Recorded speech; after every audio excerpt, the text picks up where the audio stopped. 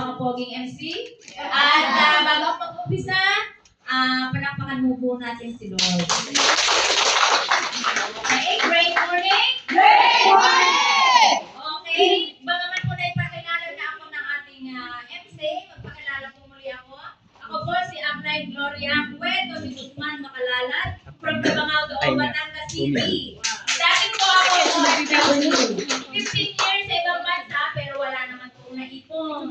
Pero salamat sa Diyos, nakilala po si First Bite Class. Ang i-share ko po sa inyo, yung kagalingan ng produkto na nagawa sa aming pamilya. Dati po ang mister ko,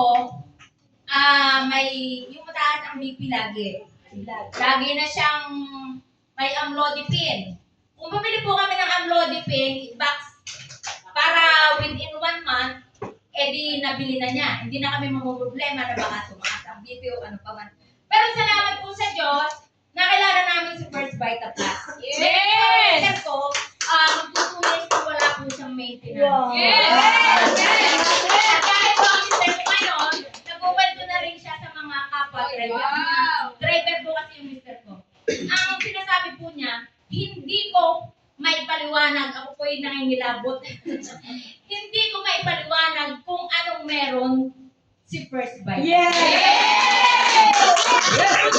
Pagkakas po siya ay may amlodipine losartan, lagi pa rin pong 130/100 ang kanyang BP. Pero nung makilala po namin si First Vita Plus, normal po, 100/90. Grabe!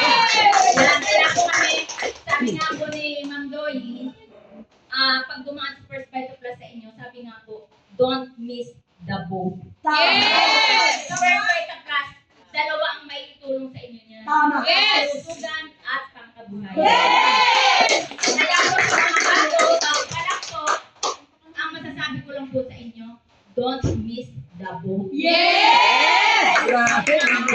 Muli po, Lore Makalalad po, makakatulong po ako sa inyo kung gagawin nyo ang negosyo